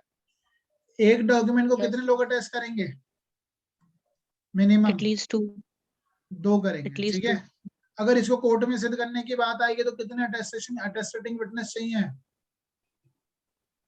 एटलीस्ट 1 डॉक्यूमेंट है, एक डॉक्यूमेंट को 2 लोगों ने अटेस्ट कराया करते हैं ना अटेस्टिंग विटनेस, तो दो ने कर दिया अटेस्ट। कोई डॉक्यूमेंट जो कंपलसरी अटेस्टेशन है, अगर वो 2 लोगों ने अटेस्ट किया है, तो अगर इस डॉक्यूमेंट को सिद्ध किया जाना है डॉक्यूमेंट जेन्युइन भी है या नहीं है, क्या ये आपकी आंखों के सामने डॉक्यूमेंट एग्जीक्यूट हुआ है नहीं हुआ है, इस डॉक्यूमेंट को साबित करने के लिए कितने लोग चाहिए होंगे, अटेस्टिंग विटनेस कितने चाहिए होंगे? दोनों, एटलीस्ट 1 चाहिए, बेसिक सी बात है, एक चाहिए कम से कम, एक चल जाएगा, एक चाहिए मिनिमम। दोनों मर गए तो हाँ जी, तो एनी अदर, जो एनी अदर किसको, पड़ोसी को बुलाएंगे? एनी अदर का मतलब क्या हुआ, एनी अदर कोई वर्ड है क्या? एनी अदर मतलब कोई और पड़ोसी आके प्रूव कर देगा। अरे तो उसके लिए ऐसे सिद्ध किया जाएगा जैसे मानो कि वो डॉक्यूमेंट अटेस्टेशन ही नहीं था उसका जरूरत। ठीक है, एनी अदर वर्ड ठीक नहीं है। ठीक है, हाँ यामिनी आप कुछ कह रहे थे, बोलिए। सर मैं वही बता रही थी जो आपने बताया। हाँ, तो उसको ऐसे सिद्ध किया जाएगा जैसे वो अटेस्टेशन कभी उसकी जरूरत थी नहीं। ठीक है, ये चीजें रिवाइज करो माइंड में, इंटरव्यू के लिए भी बहुत इंपॉर्टेंट है। क्या नाम है तुम्हारा, ये हर्षना? ये तो ये सर 71 में लिखा हुआ है, ये बात वही बात ये कह रहे वही हैं है ना, 68 से लेकर 72 तक जो है, ओके सर ठीक है। वो सारा अटेस्टेशन का जो प्रोसेस है। भूल गए क्या, मतलब पूछ रहे हो मुझसे आप? नहीं मतलब ये मतलब है कि रिवीजन मैं कह रहा हूँ, रिवीजन करो जल्दी से, जितना क्विकली रिवीजन होगा। अब मैं यही तो कहता हूँ आपसे, रिवीजन में हमें ना सारी चीजें रटनी नहीं है, दिमाग में रखनी है यार, इसका प्रोसीजर क्या है। एक डॉक्यूमेंट अटैच करा लिया तो दो लोग हैं, दो लोगों ने अटैच किया, अच्छा उसके अंदर कंटेंट को बताते हैं क्या वो, कि क्या क्या लिखा है, ये बताते हैं क्या testing witness? No sir, only execution. सिर्फ ये हमारे सामने एग्जीक्यूट हुआ है।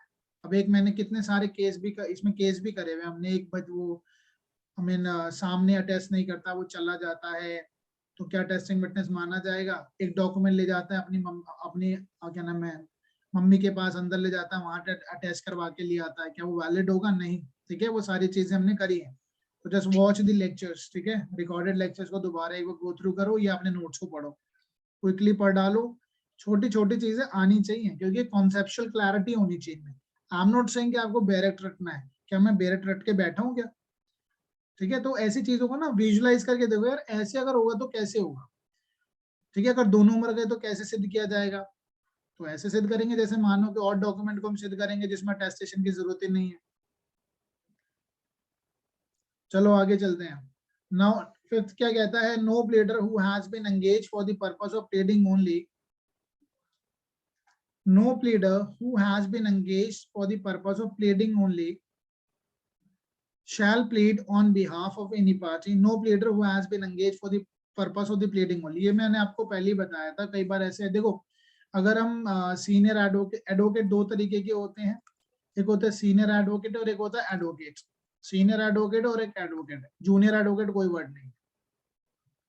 As per the Indian contract act 1961 में दो ही है, जूनियर लगाना उचित नहीं होता लेकिन हम बोल देते हैं प्रैक्टिकली एडवोकेट और सीनियर एडवोकेट। सीनियर एडवोकेट को या तो हमारे honourable supreme court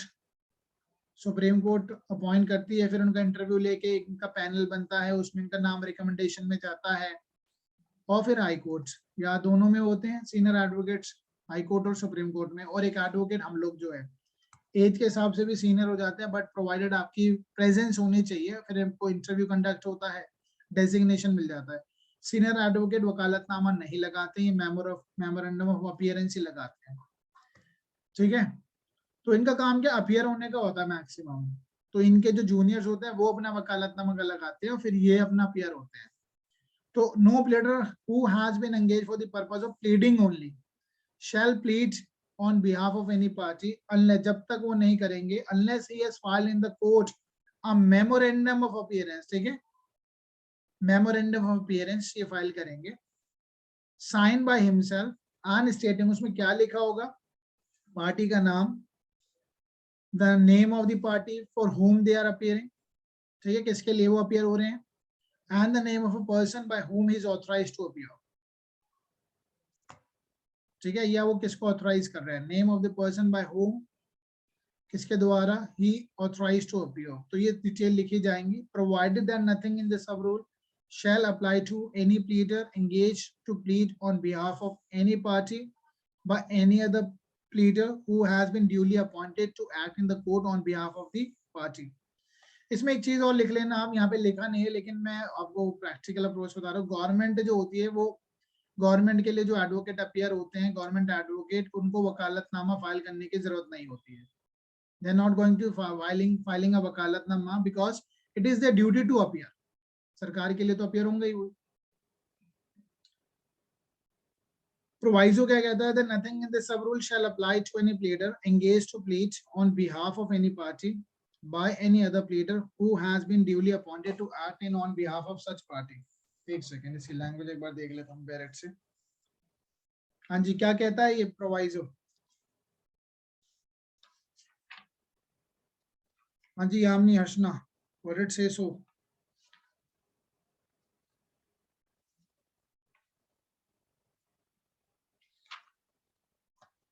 Seema, Seema are you there? Yes sir. हाँ जी बताइए।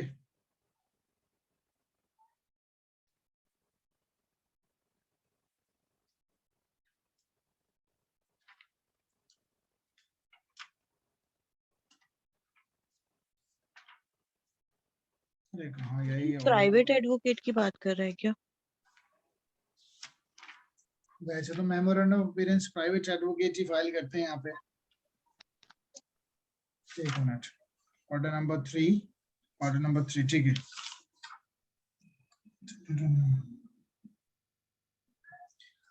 provided that nothing in this sub rule shall apply to any pleader engaged to plead on behalf of any party by any other pleader, किसी और pleader के द्वारा, who has been duly appointed to act in the court on behalf of such party. Sir देखो ऐसा भी हो सकता है। हाँ ये जी जो बोलिए। आपने अभी सर आपने एक सिचुएशन जो एग्जांपल दिया था वो वाला एग्जांपल है ना यहाँ पर कि आपके सीनियर एडवोकेट ने आपको ऑथराइज कर दिया था प्लीड करने के लिए। देखो एक है पार्टी ने अपॉइंट कर रखा है कौन, प्लीडर। पार्टी ने क्या अपॉइंट किया, प्लीडर। तो प्लीडर ने भी अब किसी और एडवोकेट को अपीयर कराया, ऐसा भी तो होता है, नहीं पता भाई। हम क्या करते हैं, जैसे मेरे को अपीयर कर रखा है, अब मेरे को ऑलरेडी एडवोकेट के रूप में उन्होंने अपॉइंट कर दिया है, मैंने वकालतनामा फाइल कर दिया। अब मैं अपीयरेंस के लिए किसी और को भी लगाते हैं, आपको पता है फेस वैल्यू के लिए। कि देखो होता क्या है, कई बार हाई कोर्ट में हर एक किसी की, देखो हर एक कोर्ट में ना हर एक एडवोकेट की फेस वैल्यू होती है, रिकॉग्नाइज पर्सनालिटी होती है। मेरी बात वो शायद ना सुने, तो वैसे मैं प्रैक्टिकल बात बता रहा हूँ। कई बार क्या होता है, जैसे जैसे मामला ऊपर जाता है तो हमें वहीं के एडवोकेट्स को अपीयर करवाना पड़ता है। तो ये जो प्लीडर है, पहले तो मेरे को इंद्रजीत को अपॉइंट किया था उन्होंने। अब मैंने कहा यार देखो 30,000 में हमें रिलीफ नहीं मिली नीचे की कोर्ट में, तो हम जाएंगे अब हाई कोर्ट। तो जब हम हाई कोर्ट जाते हैं तो हमने क्या करना पड़ेगा, हमें एक हाई कोर्ट का एक एडवोकेट, मैं भी अपीयर हो सकता हूँ नो डाउट, बट मेरी बात में उतना वजन नहीं होगा। यू कैन अंडरस्टैंड, अगर मैं अमित सिब्बल जी को या फिर ये कपिल सिब्बल जी को लेके जाऊंगा तो उनकी बात तो सुनी जाएगी ना, ढंग से टाइम दिया जाएगा। तो मैं क्या करूंगा, वकील जो है, आई मीन एडवोकेट ही, वो दूसरे एक अपीयरेंस के लिए एक और एडवोकेट को रखेंगे, तो फिर उनका मेमोरेंडम ऑफ अपीयरेंस फाइल होता है, फिर इनका मेमोरेंडम ऑफ अपीयरेंस फाइल होता है। ठीक है, बस यही बात कर रहा है, पढ़िए दोबारा। Provided that nothing in this sub rule shall apply to any pleader engaged to plead on behalf of any party by any other pleader who has been duly appointed. Duly appointed कौन है, जो pleader था, to act in the court on behalf of such party. ठीक है, समझ में आई बात? हाँ जी। तो यानी एडवोकेट जो है कई बार एक और एडवोकेट को भी अपनी फेस वैल्यू के लिए, अपीयरेंस के लिए रखते हैं, कई बार होता है जनरली, आप देखना। समझ में आया ये बात? हाँ जी, ठीक है, चलिए आगे चलते हैं। Now there was a leading case, this is one of the leading case with talking about the कि वो जो प्लेडर हमने अपॉइंट किया है, पार्टी ने जो प्लेडर अपॉइंट किया है, क्या वो जो प्लेडर जो है कोर्ट में आके एज अ विटनेस के रूप में बात बता सकता है? तो वो विटनेस थोड़ी ना, वो तो प्लेडर है। तो there was a case S Kesari Hanuman god versus Anjum Jehan and others, 2013 का केस है। That was decided by the Honorable Justice B.S. Chauhan and Fakir Mohammad Khalifullah. ठीक है, तो इसमें क्या कहा गया, मैं पूरी जजमेंट पढ़ रहा हूँ, which is very important here. So it is a settled legal proposition that the power of attorney holder cannot depose, even not the pleader, not even the person who is holding the power of attorney. He cannot plead, he cannot depose in the place of the principal. Depose here means गवाही नहीं दे सकता हूँ। Provision of order number 3, rule number 1 and 2 of the CPC empowers the holder of the power of attorney to act on behalf of the principal. ठीक है, उनके behalf पे act कर सकता है, एप्लीकेशन फाइल कर सकता है, अपीयर हो सकता है। बट क्या वो डिपोज कर सकता है? एक्ट को यहीं पे बताया जा रहा है, एक्ट का मतलब डिपोज नहीं होता है। डिपोज समझ रहे हैं ना, गवाही देना। The word act employed therein confined only to act done by the power of attorney holder in exercise of the power granted to him by virtue of instrument. Instrument here means जो power of attorney बनाई गई है, उसके जरिए वो कोई भी act तो कर सकता है, बट गवाही नहीं दे सकता, और जो उसमें बताया गया है।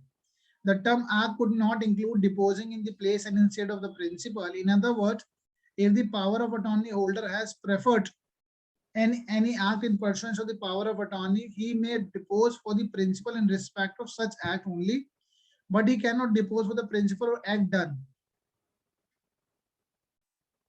But he cannot depose for the principal of the act done by the principal and not by him. जो उसके द्वारा एक्ट किया गया उसकी तो वो गवाही दे ही सकता है, but which is not done by him but by the principal, for that he cannot depose in the court. Similarly, he cannot depose for the principal in respect of the matter as regard with only the principal has a personal knowledge. जो personal knowledge में है, principal की knowledge में, उसके आगे उसकी बात को वो पावर ऑफ अटॉर्नी होल्डर या एजेंट या प्लेडर नहीं कह सकता. And in respect of which the principal is entitled to be cross examined. अब कुछ चीजों के लिए तो भैया प्रिंसिपल को क्रॉस एग्जामिन करना पड़ेगा ना, जो उसकी पर्सनल नॉलेज में है. क्या एजेंट को क्रॉस एग्जामिन किया जा सकता है? हाँ जी, क्या एजेंट को क्रॉस एग्जामिन किया जा सकता है? The thing which is in the personal knowledge of the principal. एक बात बताइए, सपोज करो, वैसे तो ऐसा पॉसिबल नहीं, बट एग्जांपल देने के लिए मैं बता रहा हूँ, अगर कोई एक विटनेस है, वो कोर्ट में आके कहता है, विटनेस की जगह प्रिंसिपल ने अपनी जगह किसी और को विटनेस बना के भेज दिया, यानी एजेंट को, क्या पॉसिबल है? पहली बात नहीं पॉसिबल है. यानी जो प्रिंसिपल ने खुद अपनी आंखों से देखा, तो वो तो प्रिंसिपल ही आके कोर्ट में बताएगा ना. और क्या प्रिंसिपल की जगह एजेंट को क्रॉस किया जा सकता है? Answer is no. ठीक है, तो ये बहुत एक लीडिंग केस था, एस के सारी हनुमान गॉड.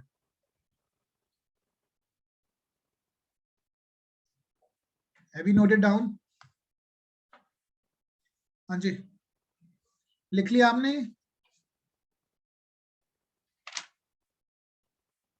हाँ जी, बताइए जल्दी से, come on, tell me fast. Yes, sir. Yes, sir. चलो लिख लो जल्दी से, I am giving you time, just note it down fast.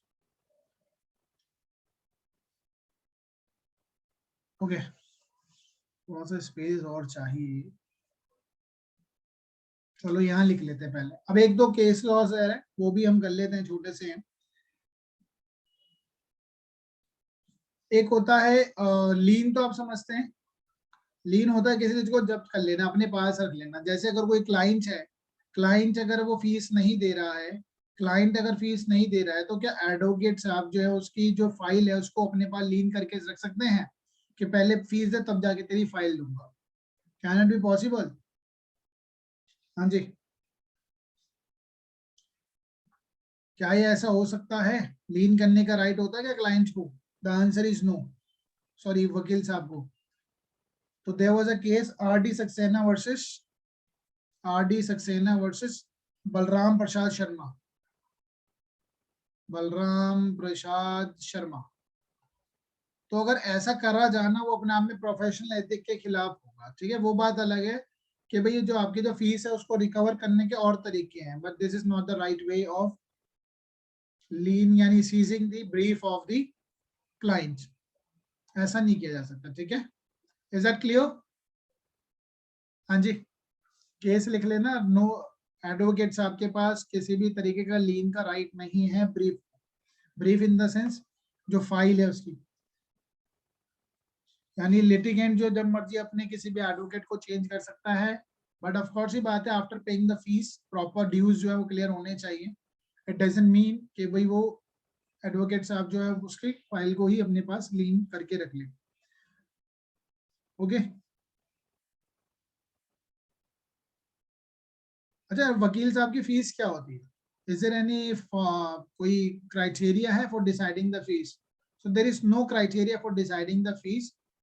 कोई क्राइटेरिया नहीं है, ना ही एडवोकेट में, बट हाँ, किसी का गलत का फायदा नहीं उठाना चाहिए, गलत चीज का, बस इतनी सी बात है. Otherwise the lawyer can charge any fees whatsoever. एक चीज और बहुत इंपॉर्टेंट है यहाँ पर फीस को लेकर, अगर ये ड्यूटीज की बात कर रहे हैं, क्योंकि प्लेडर पे क्वेश्चन भी आ सकता है कि what are the duties of the pleader. There is a duty of the pleader that whatever the fees they are charging, जो भी वो फीस चार्ज करेंगे. क्या ऐसा हो सकता है कि अगर मैं आपका केस लड़ने के लिए रेडी हूँ, मैं आपका केस लड़ूंगा, मुझे फीस नहीं चाहिए, लेकिन अगर आप केस जीत जाते हैं तो उसका 20% चाहिए होगा? No, Possible. sir. No, sir. हाँ जी, Possible. होता है सर. ये होता है, एक जगह होता है, बस मैं बताता हूँ कहाँ होता है. लेबर कोर्ट में होता है, लेकिन वो भी अनएथिकल है. दिस इज अनएथिकल, ये अलाउड नहीं है. ठीक है, और ये होता है. जैसे पावर ऑफ अटॉर्नी से प्रॉपर्टी बेची जाती है, ऐसे ही ये होता है, लेकिन ये कानून में मना है, अनएथिकल माना गया है. ठीक है, so lawyer can not fix his fees contingent upon, depending upon the result of the case and the share on the proceed. It would amount to professional misconduct, इसको कहा गया है. An appropriate proceeding can be initiated against a lawyer by appropriate authority in the appropriate forum. ठीक है, case का नाम भी लिख लीजिए, बड़ा इंपॉर्टेंट केस रहेगा। B Sunita versus state of Telangana. B Sunita versus state of Telangana. Telangana, ठीक है, कब का केस है ये? It was in the year of 2018, latest case है। लेटेस्ट केस अगर लिख देते तो सोने पे सुहागा ही है, ठीक है। B Sunita versus state of Telangana, ऐसा नहीं होना चाहिए। वकील साहब को अपनी फीस फिक्स्ड रखनी चाहिए, पहले ही डिसाइड होनी चाहिए, बाद में किसी का मजबूरी का फायदा या मैं 20% ले लूंगा, ये चीज अलाउड नहीं है। कमीशन बेस पे वकील साहब काम ना करें, that would be considered professional ethics के अगेंस्ट होगा, ठीक है। एडवोकेट्स एक्ट है हमारे पास, उसके वहीं पे उनकी सारी ड्यूटीज है। वकील साहब क्या, जितने भी वकील हैं क्या वो स्ट्राइक पे जा सकते हैं? हम बहुत बार डिस्कस कर चुके हैं, उनका कोई अधिकार नहीं है स्ट्राइक पे जाने का। There are the other ways to going for strike. अपनी बात को रखने के और भी तरीके हैं, वो उनको वो फॉलो करने चाहिए, ठीक है। हरीश उप्पल का केस था, union of India, we have discussed number of time. Strike से रिलेटेड जो है मामला, हरीश उप्पल का केस है। Harish Uppal versus union of India 2013, union of India 2003, ठीक है। They can not go for the strike, okay, चलिए। और ये अब लीडर का हमेशा ये उनका ड्यूटी भी होती है कि व्हेनेवर जो अभी भी वो केस लेंगे तो कोर्ट में अपीयर भी होंगे। ऐसा नहीं है कि भाई फीस ले ली है अपीयर नहीं होते हैं, और अपने ड्यू डिलीजेंस से केस को डिसाइड करेंगे। ये बेसिक बातें, ये तो आप बिल्कुल इजीली लिख ही लेंगे। Now agent to accept service, इससे पहले हम ये कर लेते हैं फिफ्थ वन, ठीक है। ये दोनों कर लेते हैं, सो क्लीन कर लेते हैं पहले। Service of process on recognize agent. अब दोनों सर्विस की बात करिए, देखो एक बात इसको ऐसे पढ़ना, रूल नंबर 1 हमने पढ़ा, फिर रूल नंबर 2 पढ़ा, रूल नंबर 2 के साथ हमने रूल नंबर 4 पढ़ा, ठीक है, ये 2 है। हमने अब क्या पढ़ा है, rule number 3 and rule number 5, ठीक है। ये कॉम्बिनेशन है, 1 फिर 2 और 4, रिकॉग्नाइज एजेंट का अपॉइंटमेंट होना और प्लेडर का अपॉइंटमेंट होना, and service of the process on recognize agent and service on pleader, तो दोनों सिमिलर से हैं। फिर बच जाता है हमारे एक रूल नंबर 6, वो अलग से हम पढ़ लेंगे, ठीक है।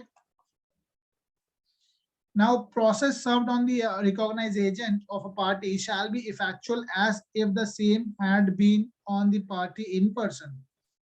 तो जो रिकॉग्नाइज एजेंट को सर्विस की जा रही है, it would be treated as a party in person को दी गई होगी, unless the court otherwise direct. Court चाहे तो डायरेक्ट पार्टी इन पर्सन को summon, I mean whatever the service जो भी होनी है प्रोसेस की, वो कह सकता है कि भाई वो सीधा पार्टी इन पर्सन को होगी। Now, provision for the service of the process on a party to a suit shall apply to the service of the process on his recognized agent. Service of process क्या होता है? अगर हम order number 5 पढ़ेंगे तो वहां पे कुछ फीस वगैरह भी होती है प्रोसेस सर्वर की, ठीक है। प्रोसेस सर्वर की फीस होती है।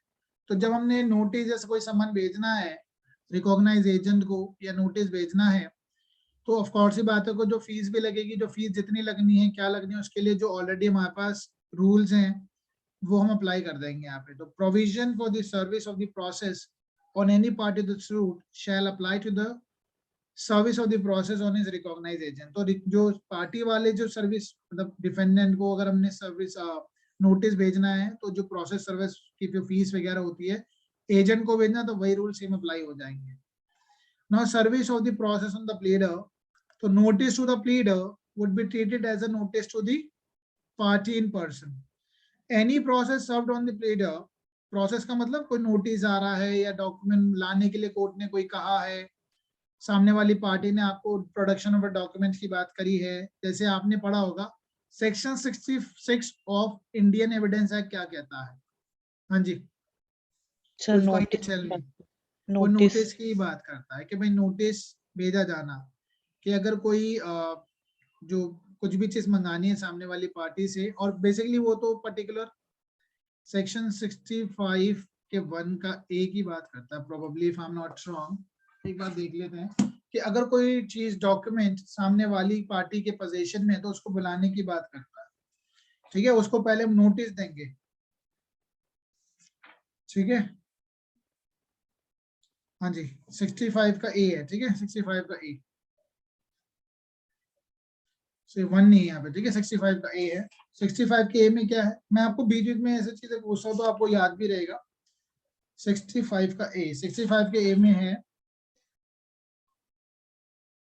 जब सेकेंडरी एविडेंस की बात की गई है ना कि भाई सेकेंडरी एविडेंस तब दे सकते हो आप जब कोई पोजीशन में सामने वाली पार्टी के पास पोजीशन में है ओरिजिनल, ठीक है। तो उसको सेकेंडरी एविडेंस देने से पहले आपको क्या करना होगा, सामने वाली पार्टी को नोटिस देना होगा कि ये डॉक्यूमेंट आपके पोजीशन में है, bring it before the court. हाँ, अगर वो मना कर देती है then only you can produce a secondary evidence. Is that clear?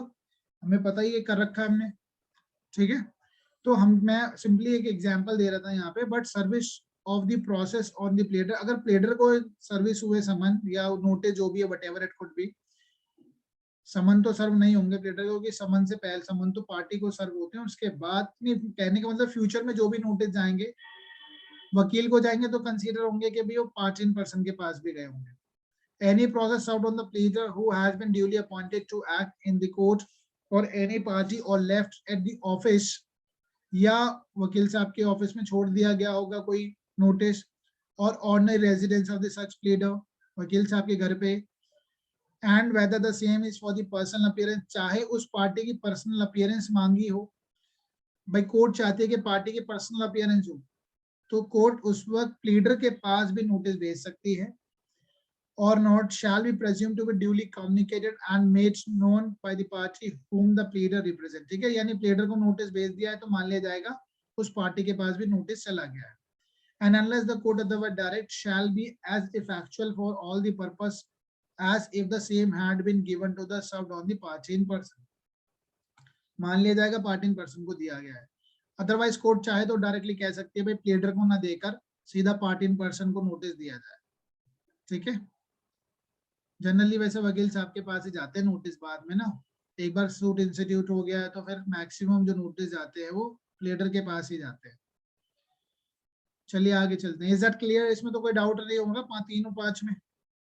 हाँ जी, is that clear? Yes sir. चलिए अब हम पढ़ लेते हैं इसका लास्ट वाला, बहुत सिंपल सी बात है, एजेंट टू एक्सेप्ट सर्विस। देखो ऐसा हो सकता है, सपोज करिए मिस्टर ए है, मिस्टर ए का एक एजेंट है मिस्टर बी मुंबई में, नोटिस इसके पास जाएगा तो भी हम कंसीडर मान लेंगे कि भाई ए के पास ही नोटिस गया, ये प्रिंसिपल है और ये एजेंट है, ठीक है। लेकिन अब मिस्टर ए चाहते हैं कि यार ये जो मेरा एजेंट है ना थोड़ा सुस्त आदमी है, लेजी है, तो ये चाहते हैं कि जो नोटिस है ना वो मिस्टर सी को दिया जाना चाहिए, और ये एक बहुत एक्टिव आदमी है मुंबई में ही, ठीक है, और ये दिल्ली में बैठा है। तो ये जो मिस्टर ए है ना, ये कोर्ट में ऐसे कह सकते हैं एप्लीकेशन लगा के कि भाई ये नोटिस जो जाएंगे ना वो सी के पास जाने चाहिए इंस्टेड ऑफ बी, ठीक है। ये भी ऐसा हो सकता है, provided mister C should be in the jurisdiction of the court, jurisdiction of the court में आने चाहिए, ठीक है। इसी के बारे में ये बात करता है ये rule number 6, agent to accept service. और जनरल रूल क्या है, एजेंट सर्विस को एक्सेप्ट करेगा तो माना जाएगा प्रिंसिपल के पास सर्विस हुई है। Beside the recognize agent, recognise agent के अलावा जो रूल नंबर 2 में बताया गया है, any person residing within the territory within the jurisdiction of the court may be appointed as an agent to accept the service of the process। समझ में आ गई बात? मिस्टर ए चाहे तो सी को भी अपॉइंट कर सकते हैं उस इंसान को नोटिस एक्सेप्ट करने के लिए, apart from the mister B जो कि एक रिकॉग्नाइज एजेंट है।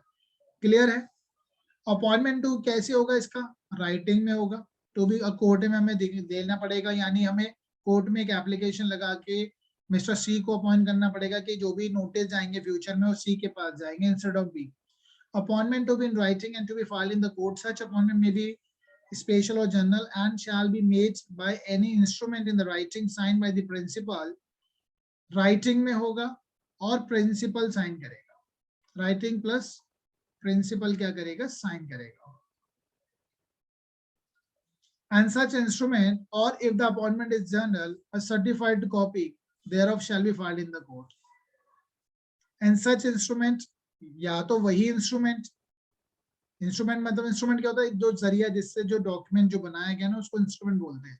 और if the appointment is a journal, अगर वो वैसे ही कर दिया तो उसकी सर्टिफाइड कॉपी कोर्ट में फाइल होगी. यानी जो भी डॉक्यूमेंट है कोर्ट में फाइल करिए.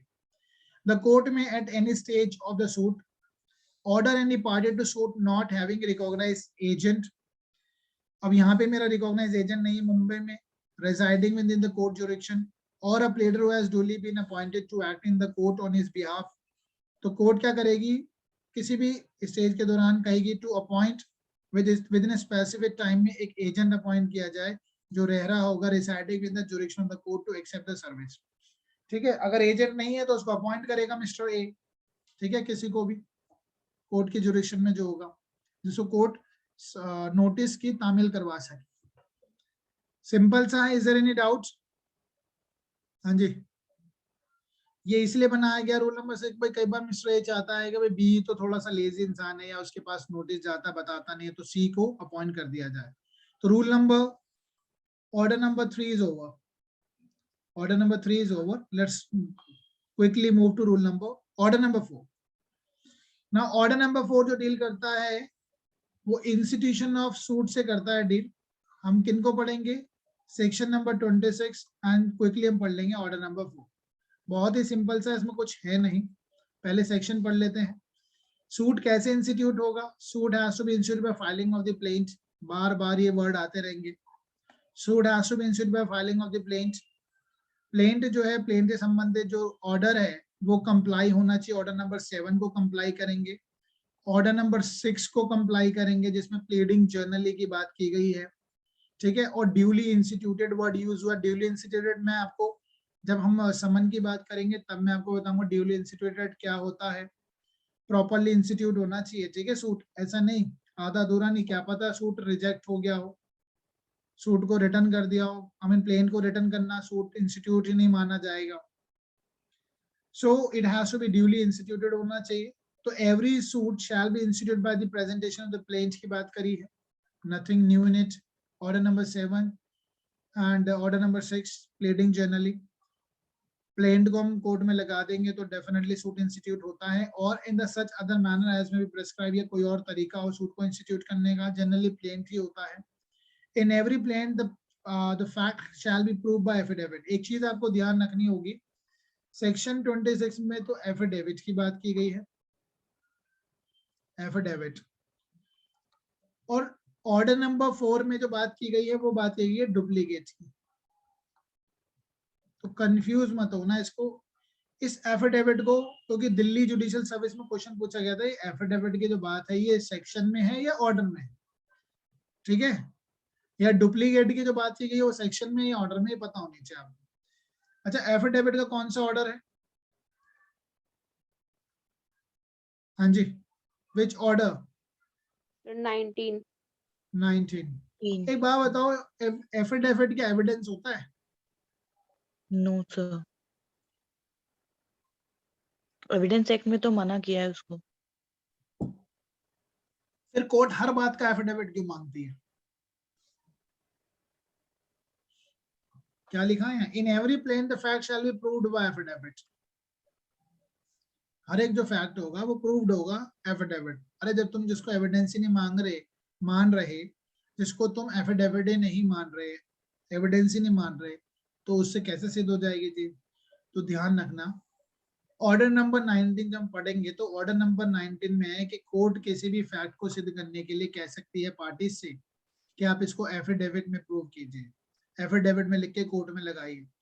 एक बात बताऊं, मैं कहता हूं मैं कोर्ट में आके ओरली बात करता हूं, मैं कोर्ट में आगे ओरली कहता हूं कि ये कार मेरी नहीं है, या ये प्रॉपर्टी मेरी नहीं है, या मेरी प्रॉपर्टी है ये, तो कोर्ट ओरली बात पे, तो कल को आप कह रहे कल को मुकर जाएंगे, आज आप कह रहे कल मुकर जाएंगे, तो बेटर है उस बात को आप एफिडेविट पे कीजिए.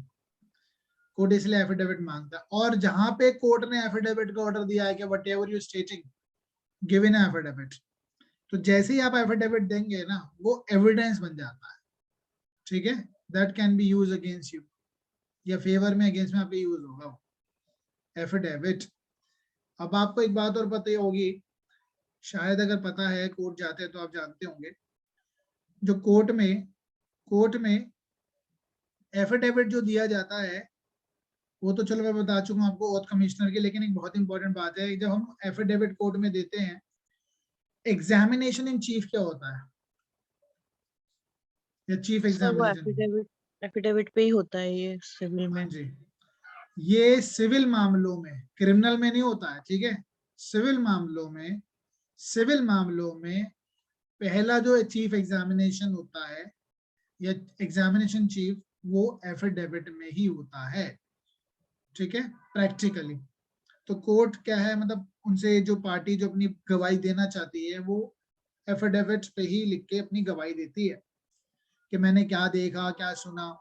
फिर इस एफिडेविट को क्रॉस किया जाएगा, वो अदर पार्टी करेगी, लेकिन क्रॉस क्या एफिडेविट पे होगा? No sir. क्रॉस एफिडेविट पे नहीं हो सकता, उसके लिए पार्टी को कोर्ट में आना ही पड़ेगा। पार्टी को कोर्ट में आना ही पड़ेगा, तभी उसका क्रॉस होगा। ये समझ लो ऑर्डर नंबर 19 खत्म, इतनी सी बात है उसमें, इतनी सही है। बस ये पढ़ लेंगे, बहुत इजी सा है। 3 ही तो रूल है मेरे ख्याल से इसमें, 17 में भी 3 है और 19 में भी 3 है, probably, if I am not wrong, check it right now. Direct तो होगा, पढ़िए जरा एक बार, 17 और 19 में दोनों में 3 रूल ही है। हाँ जी, 19 में तो 3 है। 17 में भी 3 होंगे। 17 में भी 3 है, यस सर।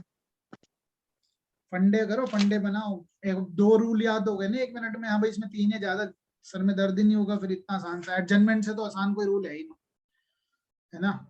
बहुत जल्दी खींच देंगे हम सीपीसी, कुछ नहीं रखा इसमें, बहुत इजीली हो जाएगा 20 तक। तो फिर थोड़ा 21 टाइम खाता है, 3-4 क्लास खा जाएगा, वो ज्यादा ही खा सकता है, ठीक है। तो अभी हो गया हमारा 26, जिसमें हमने सिंपली बात पढ़ी है कि भाई अगर आपको कोई फैक्ट को सिद्ध करना है तो that has to prove by affidavit.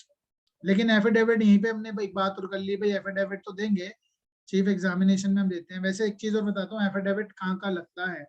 एक तो जब आप प्लेंट लगाएंगे ना, प्लेंट के पीछे एफिडेविट भी लगता है। जो इंसान वेरीफाई करेगा वो एफिडेविट भी लगाएगा, जो इंसान वेरीफाई करेगा वो एफिडेविट भी लगाता है। वेरिफिकेशन प्रॉपरली होनी चाहिए, उसके लिए हमने ऑर्डर नंबर 6 पढ़ना होता है। Provided as such affidavit shall be in the form and the manner prescribed under order number 6। Rule number 15 है, 6-15 निकालो, जल्दी से खत्म हो जाएगा। निकालिए जरा 6-15, वो की वेरिफिकेशन की बात करता है, प्रॉपरली वेरीफाइड होना चाहिए, ठीक है, निकालिए। Verification of pleading. हाँ जी, जो प्लेडिंग में वेरीफाई करते हैं ना, जैसे प्लेंट बन जाता है, प्लेंट बनने के बाद एक लास्ट पैरा वेरीफाइड का होता है। वेरीफाई में हम लिखते हैं भाई यहाँ जो para number this to this is best of my knowledge and belief, and para number 5 से 10 the information provided by advocate साहब, ठीक है, ऐसे करके लिखते हैं। भाई जो चीज मैं जानता हूँ वो पैरा अलग होंगे, जो मुझे वकील साहब ने बताया है कि हाँ भाई आप इतना खर्चा मांग सकते हैं, ये मांग सकते हो, तो वकील साहब ने बताया ना मुझे, तो उसको मेरे को लिखना होता है क्लियरली, ठीक है। तो ये होता है वेरिफिकेशन, वेरीफाई करना पड़ेगा, ओके। और इसके लिए आपको क्या लगाना पड़ेगा, वेरिफिकेशन। अभी एक कमर्शियल कोर्ट वाली बात है, इसमें आपको एफिडेविट भी लगाना होता है, ठीक है, एफिडेविट। चलिए आगे। नाउ ये ऑर्डर नंबर आता है 4, suit to be commence by the plaint. Suit कैसे स्टार्ट होगा, by filing of the plaint. वही बात है, every suit has to be filed by the filing of the plaint in duplicate. क्या word लिखा है यहाँ पे, डुप्लीकेट। डुप्लीकेट होगी एक कॉपी, तो देखो एक तो कॉपी आपकी ही है, एक आप कोर्ट में लगाएंगे, एक होती है कोर्ट के रिकॉर्ड में रखी जाती है अंदर। अच्छा ये बात बताओ, ये जो डुप्लीकेट कॉपी, यही कॉपी जाती है क्या डिफेंडेंट के पास? जैसे एक कॉपी जाएगी ना। अरे गलत, डिफेंड अगर 5 है तो 5 जाएगी। तो 5 कॉपी जाएंगे, हमने तो डुप्लीकेट लगाई है। तो सब उस ये पे मैं मांगेंगे ना, ऑर्डर 6 रूल 7 में। ऑर्डर 6 नहीं, order 7 roll number, order 7 roll number 9, order 7 roll number 9 में कॉपीज मांगेंगे कि भैया अब तेरे को एडमिट तो हो गई है प्लेन, अब वर्ड भी लिखा हुआ प्लेन एडमिट हो गई है। अभी तो हमने कोर्ट में लेके 2 फाइल 2 लगा दी हमने कॉपी, एक तो कोर्ट के रिकॉर्ड में चली जाती है, एक कोर्ट के पास जाती है, ठीक है।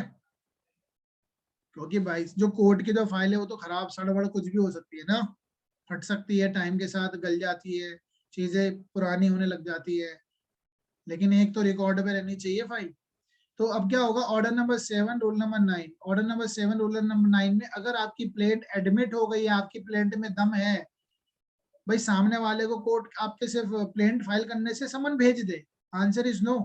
आपकी प्लेंट में अगर जानने लगता है कोर्ट को कि हाँ ये तो बड़ा सही केस है, रीजनेबल केस है, कि प्लेंटिफ जो कह रहा है वो सही कह रहा है, इसको मिलना चाहिए, तो कोर्ट थोड़ा सा सुनेगी आपकी बात को, आपकी बात पे थोड़ा विश्वास करेगी, तभी वो आगे जाके समन भेजने की प्रक्रिया स्टार्ट करेगी। तो जब आपकी प्लेंट एडमिट हो जाएगी rule number 7 order number 7 rule number 9 के तहत, क्योंकि प्लेंट है 7 ऑर्डर नंबर, तो कोर्ट को यकीन आ जाएगा भाई भेजा जाना चाहिए, तो तब वो कहेगी भाई एडमिट हो गई आपकी प्लेन। अब आप एक काम कीजिए, कितना डिफेंडेंट है, 1 2 3 4, 4 डिफेंडेंट है, 4 कॉपी लगाइए, प्रोसेस सर्वर के पास भेज देगी, भैया चलो इसकी प्रोसेस करवाइए समन के साथ, समन के साथ प्लेंट की कॉपी भेजिए डॉक्यूमेंट के साथ डिफेंडेंट 1 2 3 4 के पास। उसे फिर फीस लगानी होगी, फीस लगाता नहीं है 7 दिन के अंदर तो फिर डिसमिस हो जाएगा उसका सूट। ठीक है, ये आगे की बातें हैं, लेकिन इतना जान लो, डुप्लीकेट तो कोर्ट के लिए होती है, इसमें से डुप्लीकेट में से एक कॉपी नहीं जाएगी डिफेंडेंट के लिए। Is that clear? अच्छा ठीक है sir. Now every plaintiff shall comply with the rules contained in order number 6 and 7. अब जो भी चीज आप मानोगे प्लेन से संबंधित ऑर्डर नंबर 6 रूल नंबर 6 को मान, ऑर्डर नंबर 6 को मानोगे ना, प्लीडिंग जनरली कैसे ड्राफ्ट होंगी, क्या चीजें होंगी, ठीक है, वो सारी बातें हैं उसमें प्लीडिंग से संबंधित पढ़ेंगे, बड़ा इंटरेस्टिंग है ये ऑर्डर नंबर 6। तो क्या क्या लिखोगे अपनी प्लेंट में, फैक्ट्स लिखने हैं, कानून नहीं लिखना है, कानून तो आता है वो जज साहब को, ऑर्डर नंबर 7 के साथ कंप्लाई करना चाहिए जो जो उसमें लिखा है rules. Plaint shall not be deemed to be duly instituted, duly instituted नहीं मानी जाएगी unless it is complied with the requirement of sub 1 and 2। आपने डुप्लीकेट में फाइल नहीं करी, क्या ड्यूली इंस्टीट्यूट मान लेंगे हम उसको? अरे वापस कर देगी कोर्ट आपका, कोर्ट क्या वही वो क्या कहते हैं उनको, फाइलिंग काउंटर पे वापस हो जाएगा, भैया डुप्लीकेट में लेके आओ, ये क्या एक कॉपी लेके आ रहे हो, पता नहीं कैसे फाइल करना है, 2 कॉपी लाइए। ठीक है, तो ड्यूली इंस्टीट्यूट क्या होता है, मैंने भी कहा था ड्यूली इंस्टीट्यूट को हम डिटेल में करेंगे, बिल्कुल करेंगे ड्यूली इंस्टीट्यूट को। ठीक है, समन भेजने से पहले ड्यूली इंस्टीट्यूटेड होना चाहिए प्लेंट। ठीक है, प्लेंट के जो रूल्स हैं वो फॉलो होने चाहिए, डुप्लीकेट कॉपी होनी चाहिए, क्या कोर्ट फीस प्रॉपर लगी है नहीं लगी है, ये सारी चीजें देखेंगे हम। ठीक है, तो ये चीजें होनी चाहिए, plaint shall not be deemed to be duly instituted नहीं मानी जाएगी जब तक ये रूल नंबर 1 and 2 डुप्लीकेट ना फाइल हुई हो और आपने ऑर्डर नंबर 6 और 7 को ना फॉलो किया है। भाई 7 में क्या लिखा है, ये बात बताओ, अगर आप गलत जुरिडिक्शन में आ गए हैं तो क्या ड्यूली इंस्टीट्यूट मान लिया जाएगा? नो अगर सर। आपने प्लेंटी गलत जगह लगा दी है या उसकी कोर्ट फीस नहीं लगी है या सब इनसफिशिएंटली स्टैम्प्ड है, कॉज ऑफ एक्शन मेंशन नहीं है, तो ड्यूली इंस्टीट्यूट मान लिया जाएगा क्या? Answer is no. अब ये बड़ी चर्चा है, बड़ी चर्चा को तो बड़े ही क्लास में करेंगे, शुरुआत से करेंगे, ड्यूली इंस्टीट्यूट होता क्या है, और ड्यूली इंस्टीट्यूट होगा तभी तो समन जाएंगे सामने वाले के पास, उससे पहले नहीं जाएंगे। ठीक है, और समन के साथ क्या जाती है, कॉपी जाती है, किसकी, प्लेंट की, तभी तो रिप्लाई बनाएगा। ओके, अब रजिस्टर ऑफ द सूट, अब जैसे ही आप चलो मानो ड्यूली इंस्टीट्यूट हो गया, ड्यूली इंस्टीट्यूट के बाद क्या होगा, court shall cause the particular of every suit to be enter in a book to be kept for the purpose. क्या करेगी, आपने देखा होगा in the court of dash, in the court of जज साहब का नाम, फिर यहाँ आता है डैश लिखा होगा, एक डैश होगा, ऑफ लिखा होगा,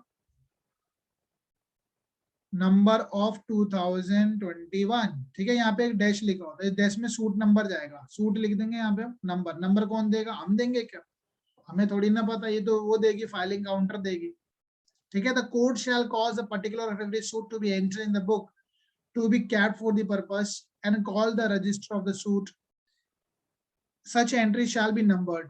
ठीक है, जैसे आपका सूट ड्यूली इंस्टीट्यूट होगा, फाइल्ड हो जाएगा, उसको नंबर मिल जाएगा आपको, shall be numbered in every year, हर साल का नंबर होता है, 2021 डलेगा, अगले साल 2022 डलेगा, according to the order with the plaints are admitted. क्या लिखा है वर्ड, प्लेन्स आर एडमिटेड। ठीक है, तो ऐसा नहीं है कि पहले ही मिल जाएगा नंबर, अरे जब एडमिट हो जाएगी तब मिलेगा, मान लिया जाएगा कि हाँ प्लेंट एडमिट हो गया, ड्यूली इंस्टीट्यूटेड हो चुका है, तब जाके आपको एक नंबर मिल जाएगा। Is that clear? हाँ जी. Yes, sir. This is all about today's lecture. We have covered order number 3 and 4 in too much detail. And अब next तो हमारा क्लास होगा order number 5 होगा समन, और उसके साथ आपको पढ़ के आना होगा section 27 से लेकर 32 has to be read with the order number 5. ये पढ़ेंगे, ठीक है. इसमें 1 से लेकर 30 तक रूल है. बहुत बड़ा लेक्चर है, कम से कम 3 घंटे लगेंगे. देखते हैं इसको कितना कैसे कवर करते हैं, ठीक है. क्या पता 2 क्लास में होगी. Okay guys, so this is all about. Kindly share the videos if you're liking it. Thank you. Bye bye. Take care.